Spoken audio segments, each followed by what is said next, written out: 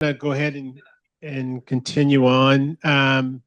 So if you notice, what we're doing is really starting from the beginning of your project and working our way through it, right? So if you've heard from the regional board, you heard Scott talk about sort of those initial steps. Elizabeth talked about the stormwater LID manual or the SLID, I can't even talk. Yeah.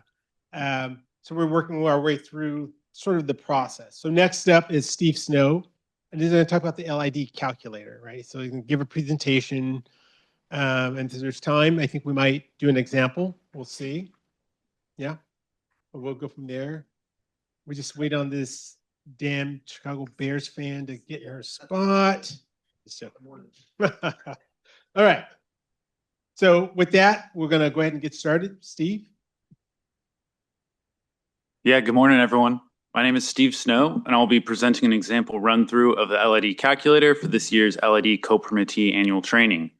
I recommend following along with your LID calculator if you have it handy, but we may have time to run through some live examples at the end. That being said, let's get started.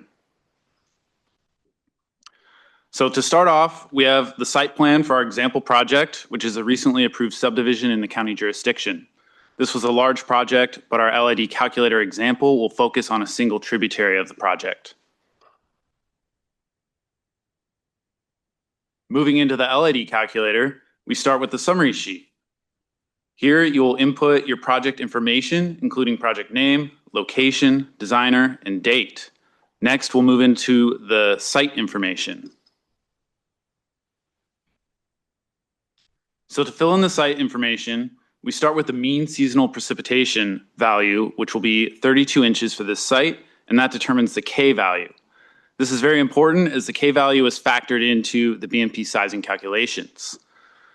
We can get the mean seasonal precipitation value from figure D.2-1 from the Sonoma Water Flood Management Design Manual as shown on the slide. So back to the calculator, we input the mean seasonal precipitation value, which automatically generates the K value. Next, we fill in the impervious surface areas for pre- and post-project conditions, where these values come from our LID exhibit. An important note is that the post-project impervious surface area is supposed to be the gross value. So that includes any existing impervious surfaces to remain. These values are important to enter accurately as they affect the treatment factor variable in the treatment calculations, as we'll see later. Now that we've entered the site information, we get our design requirement of 100% capture and treatment or hydromodification. From here, we'll move into the calculations by selecting the BMP data input yellow button.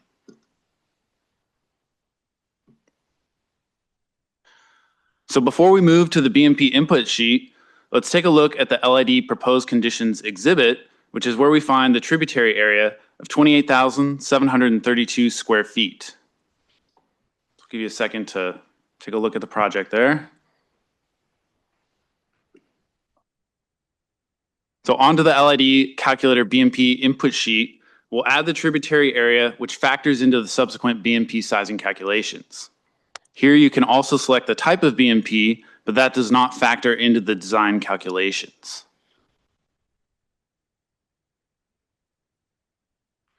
So moving back to the proposed conditions exhibit, I've added a range of runoff reduction measures to demonstrate the calculator's functionality. First, we have an evergreen interceptor tree. Next, we have a deciduous interceptor tree, 1,000 square feet of disconnected downspouts, 1,000 square feet of paved area disconnection,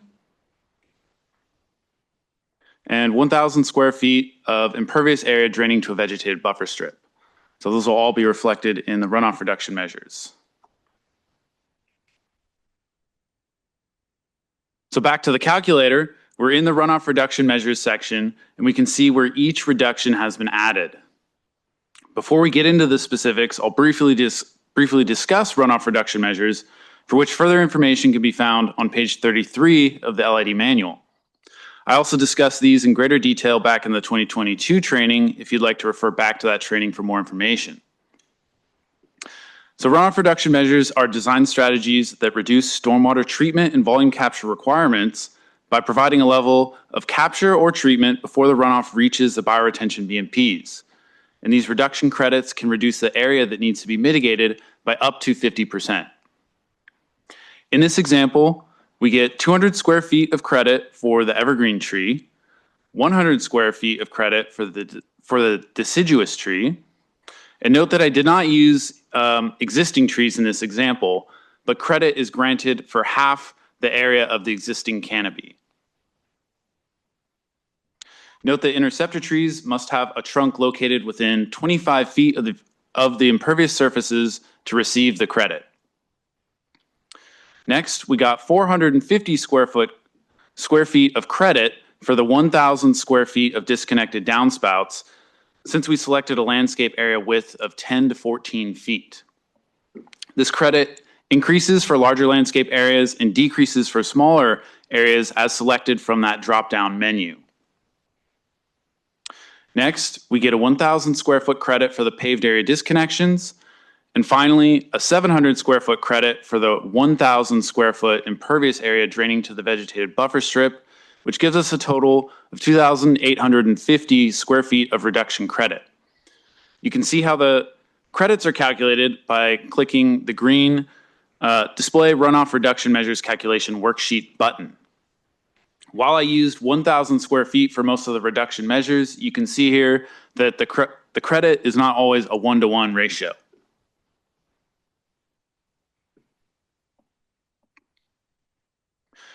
So our next section in the calculator is the hydro modification or 100% volume capture, which we have selected since there is over 1 acre of impervious surface area, where that requirement can be found in Chapter 2 of the LID manual, as was referenced in some of the previous presentations. To start, we need to input curve numbers, where we can either select preset values from the drop-down menu or calculate a composite value. You can use the curve number worksheet tab in the calculator to calculate the composite curve numbers. In this case, I'm using a preset value for 1/8 acre or less townhouses, which corresponds with a curve number of 90. When using the presets, it's important to select the hydrologic soil group, since that impacts the curve numbers. In this case, we have hydrologic soil group of C. So after inputting the curve numbers, we can select the blue Calculate Results button, which gives us our volume capture requirement. Moving down to the BMP sizing section, here we can iterate the BMP dimensions to verify that we are providing sufficient volume capture. In this example, I use a common porosity value of 33%, for which your reviewer is typically going to request a source, or you can state that as one of your assumptions. Then we set the dimensions at 3 feet deep, 15 feet wide, and 40 feet long. I've also elected to claim ponded water capture as well, which can be used for priority 1 bioretention, which does not have a perforated pipe. And you see that I claimed 6 inches or 0.5 feet as our ponded water depth there. So note that when utilizing ponded water without a perforated pipe, drawdown calculations are also required, which is based on the underlying native soil infiltration rate to demonstrate ponded water will not stand longer than 72 hours, which is a source for vectors. And that's using the native soil infiltration rate because that's going to be your limiting layer for infiltration. So clicking the blue Calculate Results button gives the volume capture our design achieves and the percentage of the requirement which must meet or exceed 100%. For 100% volume capture with priority 1 BMPs, we would be done at this point, but for this demonstration, I'm also going to use the treatment calculator.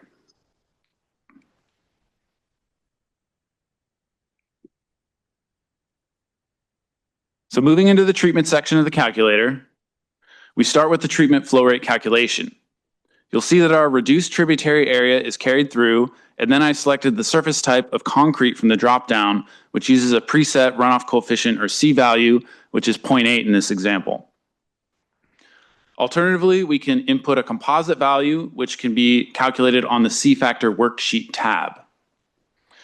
Before we move on to the calculation, you can see that the treatment factor, which is a preset value that is determined by the amount of pre and post development impervious surface area back on the summary sheet as referenced previously. So once we've selected the inputs, we click the blue Calculate Results button again, which gives us the flow rate to mitigate. Once we have the flow rate, we move into the BMP sizing sections, which will be dictated by our design.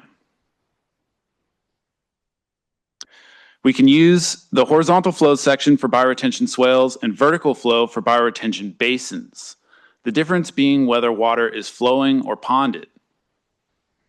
In this example, we'll skip the horizontal flow section since we have a basin and then move to the vertical flow section. So in the vertical flow section, we again iterate to get to 100% of the treatment requirement, where I've used the same BMP dimensions as before from the hydromodification section, along with a biosoil infiltration rate of 10 inches per hour. And then clicking the blue Calculate Results button gives us our design flow rate and percent of requirement achieved. For the horizontal flow section, we would need to input the appropriate variables to go through the iterative process, just like we did with the vertical flow.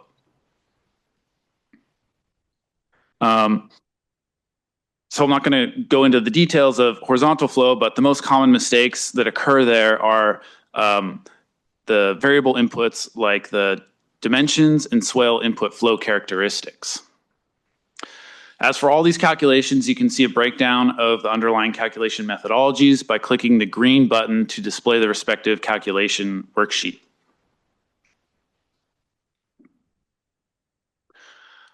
So while our example did not use delta volume capture, that section of the calculator is shown here, and I'll discuss it briefly. Generally, it functions the same as the hydromodification section, except you have curve numbers for both pre and post development.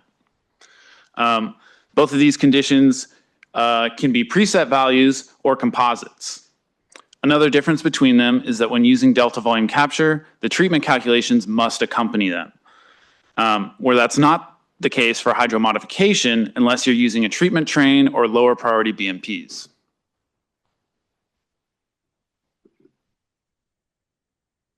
Oops.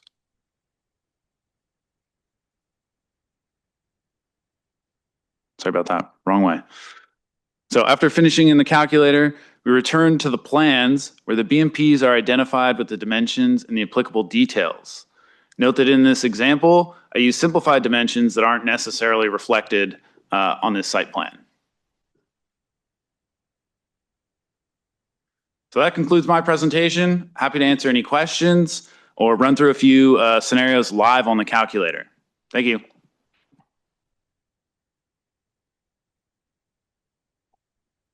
So for those that are you here and online, if you have any questions for Steve, does anyone?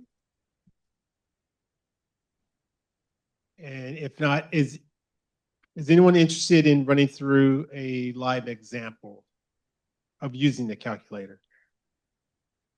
Yeah. Steve? A live, want to do a live? Yeah, sure. All right, just give us a second while Steve set it up. Yeah, let me just make sure I have permission to share my screen in Zoom. While you're pulling that up, Steve, I had a question potentially reconfiguring the naming of the treatment portion. So on the treatment portion, it says horizontal flow swales and then vertical flow planter boxes. It might be more clear potentially to designers and reviewers if it's just horizontal and vertical flow, because vertical flow from planter boxes makes it seem like you don't use it for bioretention or rain garden. And so potentially, if everybody's on board, maybe just rename that portion so it's more clear that it's all vertical flow and then all horizontal flow, not necessarily BMP specific. Yeah, I agree, because vertical flow planter boxes are a specific type of BMP, which are, I believe, typically just a treatment only feature, not necessarily bioretention. So it is a source for confusion. So whenever the next calculator update comes along, I think that definitely makes sense to make that update. Okay with that, and you guys agree with it, we can change that now and update that on the website for terminology. But we want the reaction from the design engineers and the reviewers in the room so we can agree to that. So Nick Sedano from City of Santa Rosa is saying they can make that change if everyone's on board.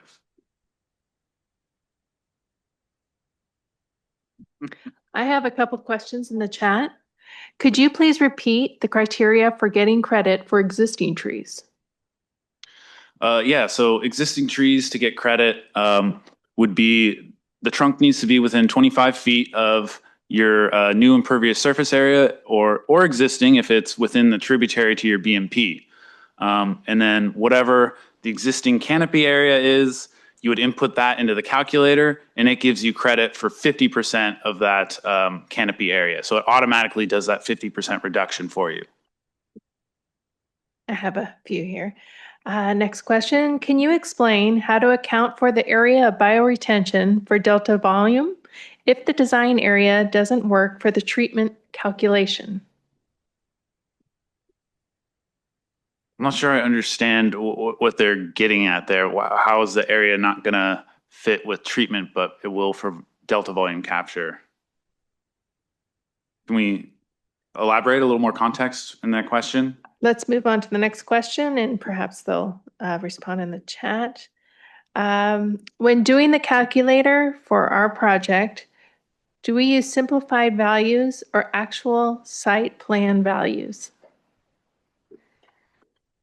So it sounds like that's talking about curve numbers. Again, I'm not sure what values they're talking about, but yeah, so the simplified values you can take from the pull down menus for whatever classification there is for your tributary area, or you can do a breakdown of each surface and a respective curve number for each and calculate a composite value and input that. So you have that option of using those presets drop down from the menu in the calculator or calculating it as a composite where there's another tab in the worksheet that allows you to input those values to calculate that composite curve number for you. And same likewise goes for runoff coefficients.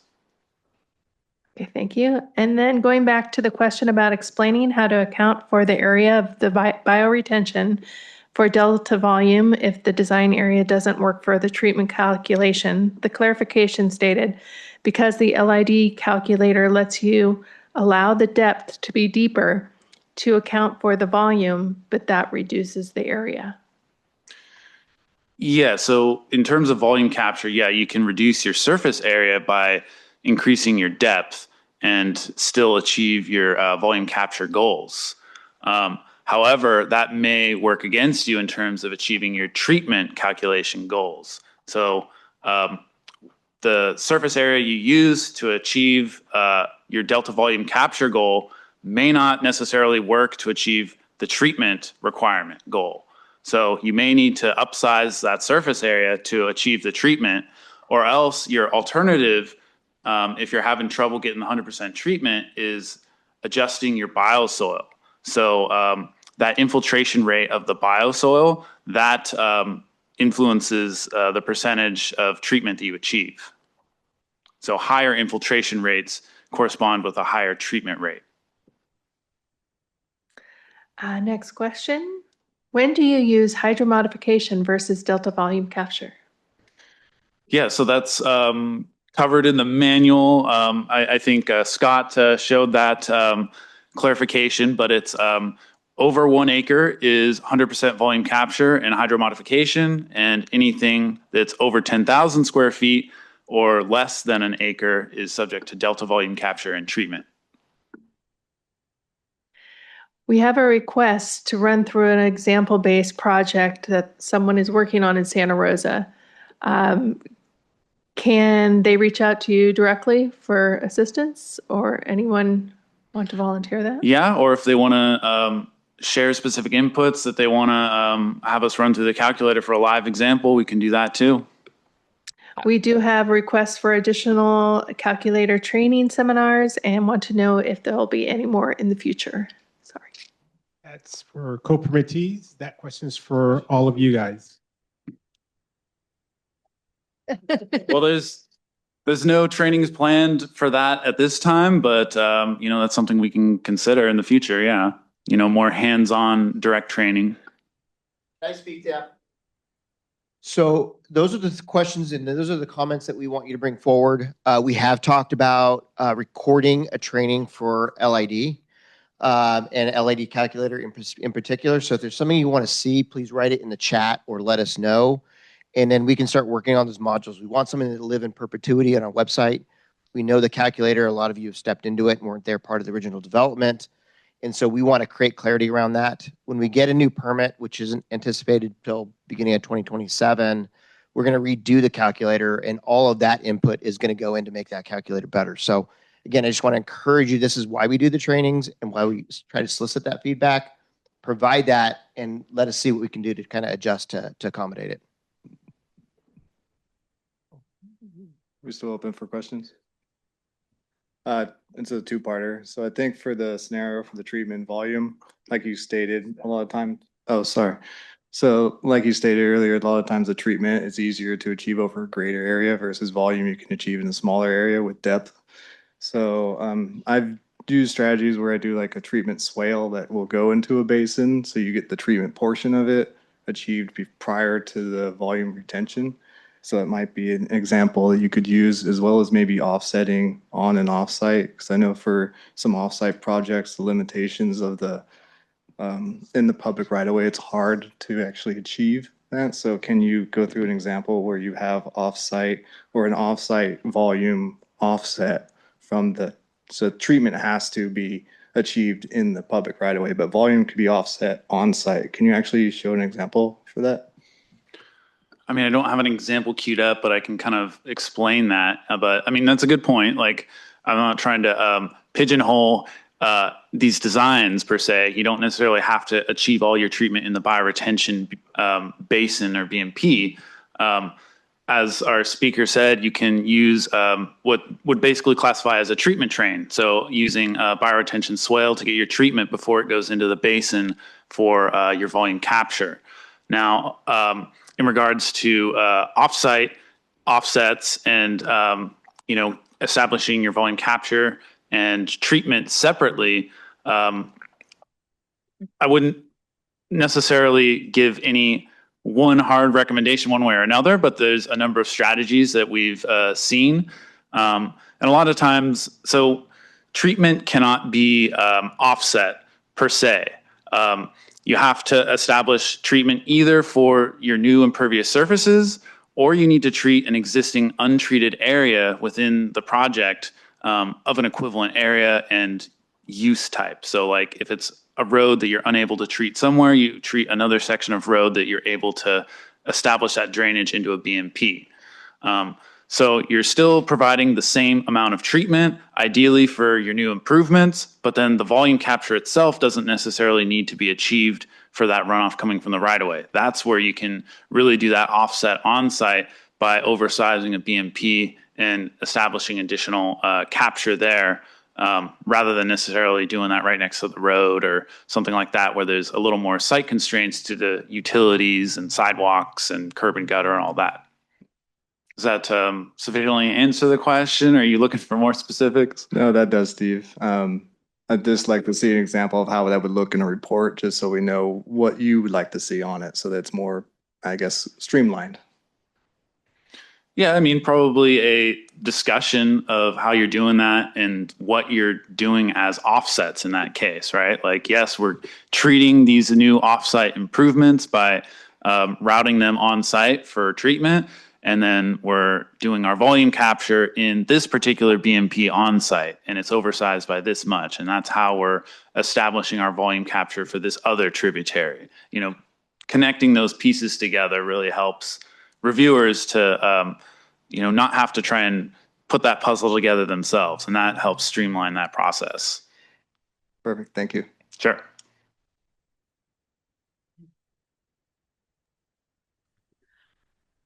Can you clarify for reviewers and designers what is allowed for on-site offset for areas that are already providing 100% volume capture? So essentially, you're already providing 100% of the volume needed for that storm, but now you're saying you're oversizing it. What justification should the designers be providing for the reviewers? And then also, how much can you oversize an offset that's already sized for 100%? I mean, if it's already sized for 100%, I wouldn't say there's any limitation on how much you can oversize it, as long as you're still getting treatment for that other area that you're mitigating for. So, you know, maybe you have a priority 3 treatment only BMP for one area, and then the other one could be doubled in size to achieve the same amount of volume capture, in the offset if you're limited, by site constraints where you can't infiltrate in that specific area or something like that. So even with the hydro modification, 100% volume capture, if a designer is proposing an on-site offset, there is no limitation to how large that can be, and there's no justification for how much flow is coming into that area? Well, I mean, the calculator would justify the amount of flow, the specific volume that's required or flow rate for if it's treatment that needs to be mitigated. So if you would run through the calculations for your area that's being offset and determine how much volume that you need to mitigate for there, or flow rate to treat for, and that would be how much you would need to oversize, add that much volume to your other BMP that you're oversizing to provide that additional capture, or oversizing to provide treatment.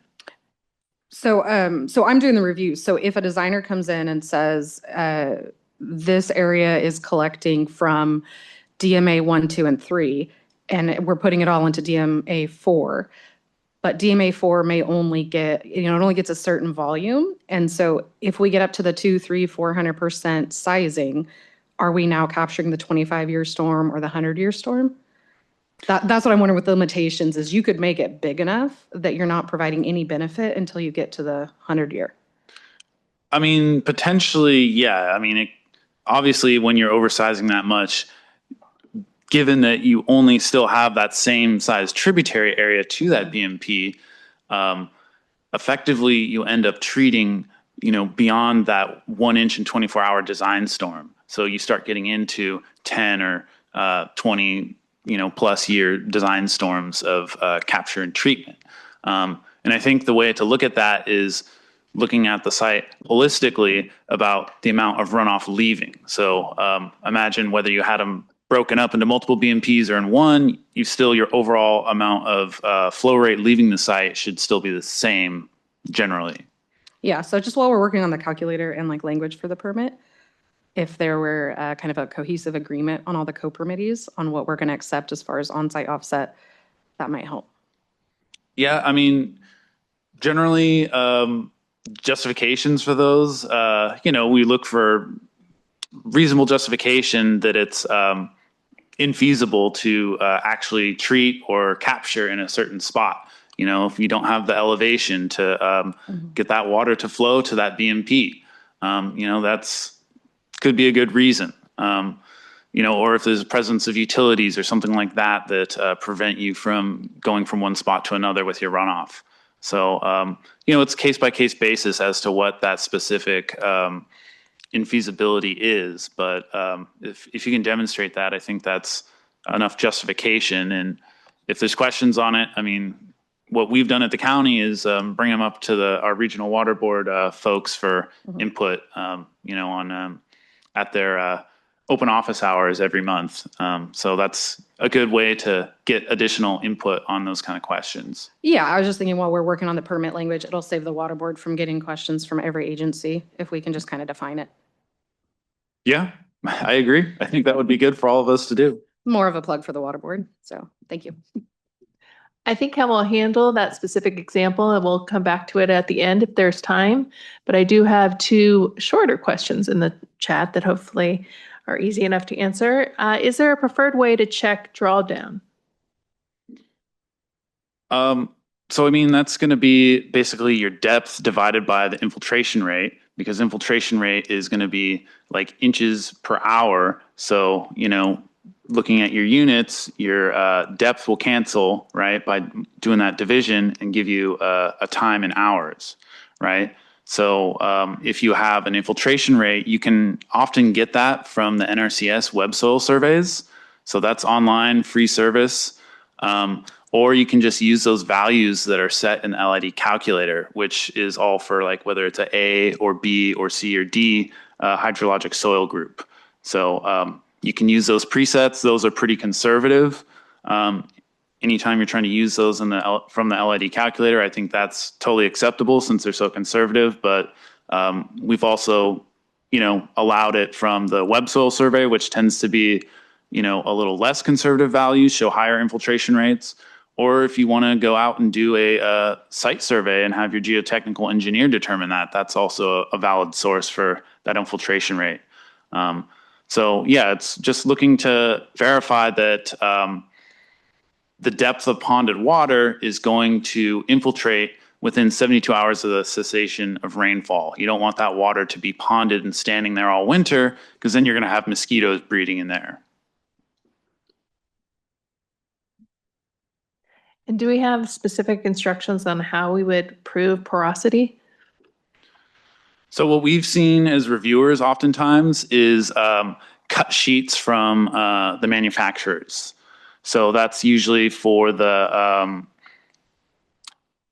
biossoil, and that's going to, or the drain rock, right? So the manufacturer usually has that information, and it's on a cut sheet. And if you include that cut sheet and you specify that that's the rock or soil that you're going to use, that value should be there on that sheet and be able to take that and plug that into your LID calculator. Steve, quick, I just want to clarify this. Drain rock is.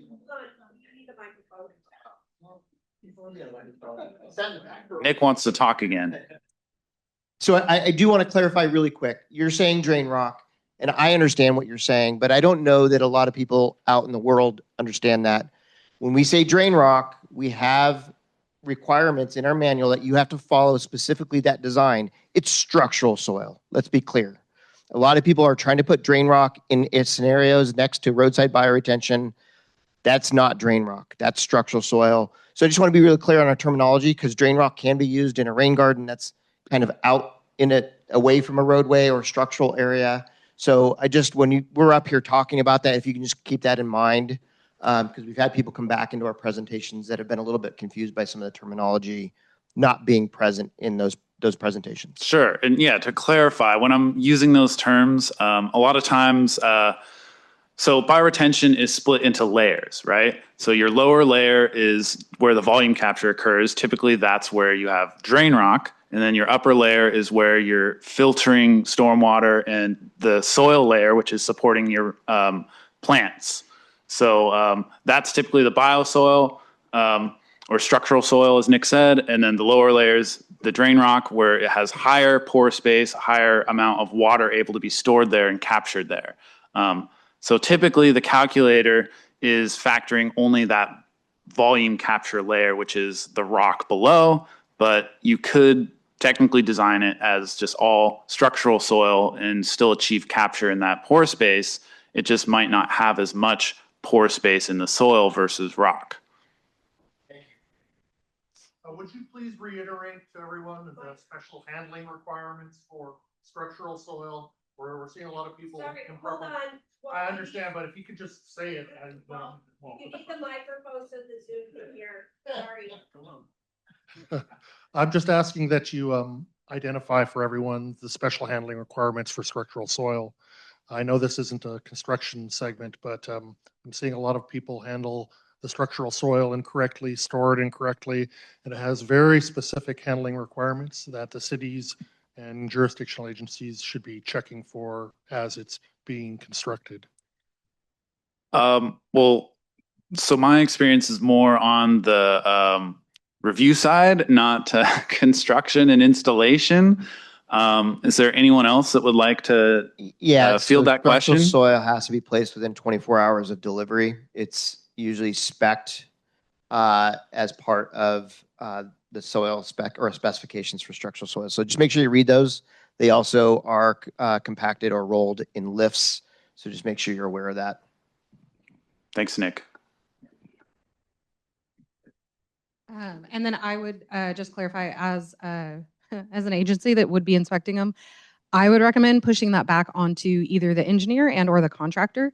The public agencies aren't always on site to inspect, and so we would be looking for confirmation from the contractor or engineer that it was placed correctly per specification. Okay, thanks. So right now, Steve, we're going to go ahead and let you load up the calculator, do an example. While Steve is doing that, so so while Steve's doing that, one of the things what we're going to mail to you is a survey.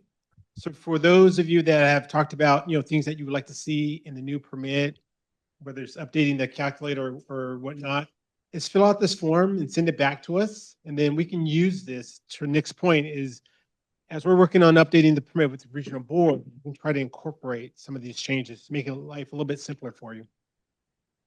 Oh, you're ready. All right. So online, everyone, Steve's going to go through an example of the calculator. All right. So the question that we got was about a project requiring delta volume capture and treatments, and what portion of the worksheet to use to size the bioretention if it's not a swale. And then if using the 100% treatment vertical flow section, it says the bioretention size is twice the size of the entire site. So again, that comes back to some of the specific variable inputs. So keep an eye on those. A big one that factors into your BMP sizing is, again, your K value. So make sure you've got your mean seasonal precipitation set and have an accurate value there.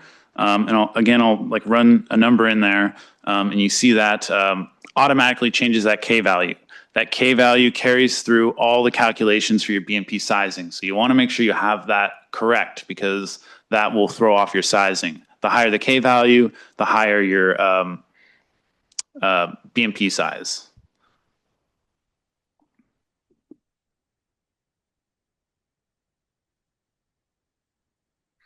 So the question was talking about delta volume capture.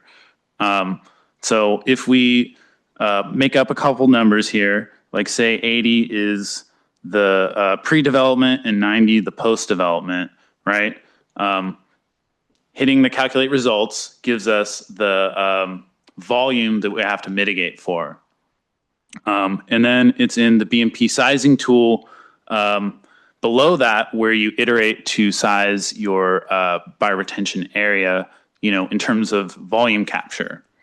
So again, you set your porosity.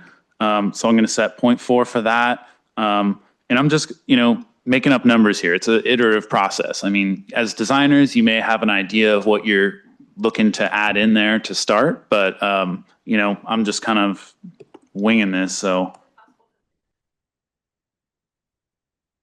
yeah, I'll try to zoom it in a little. Is that any better? Okay. And then throwing in 35 feet of length, right? So, and that shows us, look, we only got 48%, right? So maybe we need to double up some of these numbers. And we'll also claim some ponded water, right?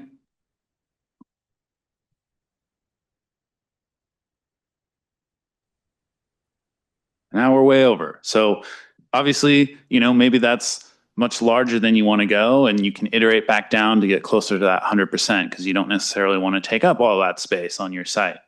So, I mean, there's plenty of options here, right? Anyways, when it comes to, so the second part of the question was about the treatment and how using those same numbers doesn't necessarily achieve the treatment capture requirement. So as I mentioned in the presentation, if your dimensions are already set for the size of your BMP, your other factor that you can adjust is that infiltration rate.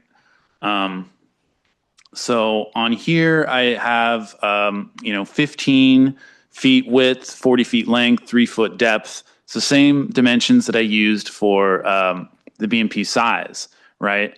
But the infiltration rate is also a big factor in the percentage you achieve toward your goal. So watch if I change this down by half down to 5. So going down to 5 and then hitting calculate results, see how that dropped us. We were over 130% and now down to 48. So if you're having trouble with that surface area for achieving your treatment goal, your infiltration rate is where you can make that adjustment to limit how much surface area you take up. But again, that's going to be dictated by the soil that you actually order from the manufacturer, right? So you want to make sure that what you're getting from the manufacturer, that the properties of that soil, that infiltration rate, is consistent with the calculations you're doing here in the calculator. So does that sufficiently address that question and a good example there? Hi, yeah, this is Vince calling in from Zoom. I was hoping to ask you a question now, I guess, about the depth of drainage pipe. If that depth is going to be from the top of freeboard, or is that from the top of the bioretention soil layer? Okay, so the question was about the depth of the drainage pipe. So you see here that it says it's 1.5 foot minimum, but we can adjust that deeper if we want. So again, it depends on the type of BMP design that you're going with. If you have a priority 2 BMP, you have a perforated pipe in there at the boundary between your rock storage layer and then your structural treatment layer, structural soil treatment layer, I should say.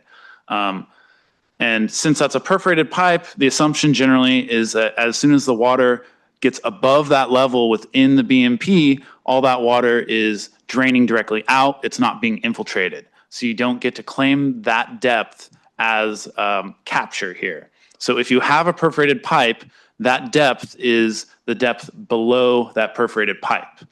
If you don't have a perforated pipe and you're talking about a priority 1 BMP, then that depth can be the full depth of your bioretention area, all the way up to the top of the soil layer. So top of the soil layer to bottom of the gravel layer would be the depth you would use in that scenario of a priority 1. Does that answer that question? Sorry, Steve, can you just reiterate, if we do have a perf pipe in our bioretention area, that depth of drainage pipe is actually going to be the depth from the bottom of that drain pipe to the bottom of the planter, so it would be the aggregate section of the planter, is that correct? Yes, that's correct. It's bottom of the pipe to the bottom of the basin. Gotcha. Okay, thank you. All right. All right. Thank you, Steve.